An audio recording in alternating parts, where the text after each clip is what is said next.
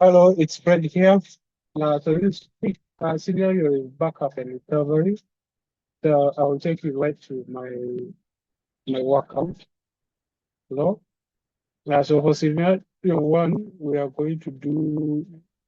tasked to verify last data backup, and we are looking at the backup set number. Then the user will perform the backup, the creation and backup timestamps, then backup size and server information. So I'll run right this code. We see what it brings. So I'll execute this. You have all this information right here. Yeah, this is the backup I did. It's a recent backup I did, and all the other information is right here. So for scenario two, we have to perform full backup for all databases.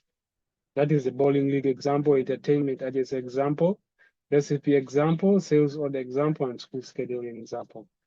Now, I did all this backup already, and these are just the scripts that we perform, so I don't need to run them again. But this is just for documenting purposes. That's for boarding league, entertainment agency, recipe examples, sales order, then school scheduling example. We have to run this information again to see the information. So if I run this code again, we'll still get the exact information, but because I already did the backup work already. So if I run this again, it will show us the same information. So let's go right out below this work out. So we have to verify. We still use the code for scenario one. So if I paste this code here and then run this code, we will get the same information. Why? Because I already did this work.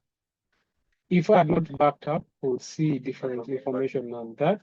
But since I have already done the backup, we will see the information, the exact information there. So for scenario, let me first Control Z and clear the screen, clear the output. So for scenario two, scenario three work to restore the bowling database locally and to the cloud. So this involves backing up the transaction log, restoring the database to the local test environment, and restoring the database to the cloud. That also I did already. So this is the script code for the local backup, restoring from the local data. And then this is when we do it from the cloud, right? The next step is the restoring to the cloud. I already mentioned that and already did that. So for the last scenario, that is scenario 4, which was a bit tough. Let me rerun. Let me bring up this PowerShells and this as well. Yeah. So what we're going to do is let me bring back the tests here. So scenario 4 is that now that you have a local test database, we need to prepare to refresh certain tables after the live data changes in the database.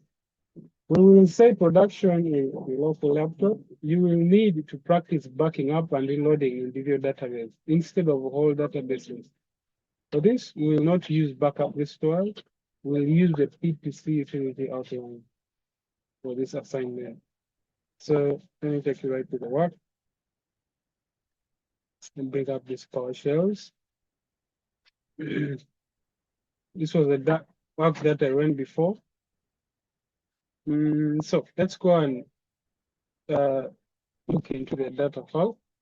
So if I bring up this, I select counts as before. This is for bowling league, for the table bowlers. So if I run this code, we'll see the count is 13. And then for the bowlers table, we'll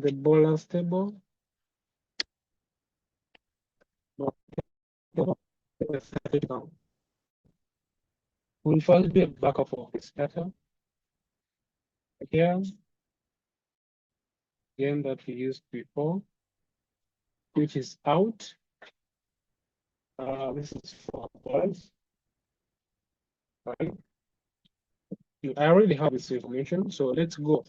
Now that I've shown that it's the count is already the data is still there, let's go ahead and delete it and see if we can bring back this data. So let me bring up this code back up, delete. So first delete the dollar score tables. We put a go here. So it's affected, was affected. Next is we will also delete. We will also delete the bonus table, right? Which is this. We run it over. So if we go and look at what is inside here, the count again, select count. This is for bowlers. Select count for bowler scores. Run a go here. No entries are there. So again, for select bowlers table. Select bowlers table. Bowlers table. Let's run this with a go. Let's see what's here. So let's do a in command. Let's do a in command to bring back this data.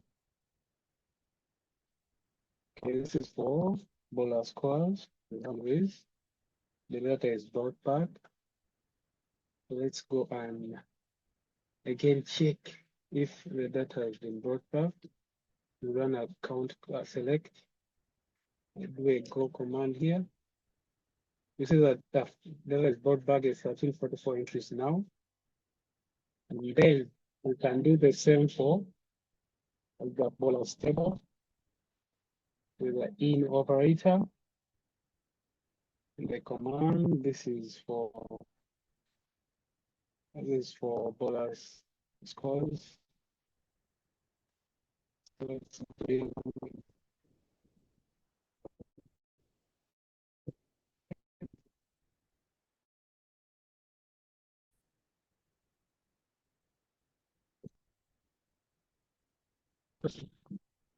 let's do a select again count on the bowlers table. Let's see what it brings. So they go. So that was it for this week. Thank you very much for listening.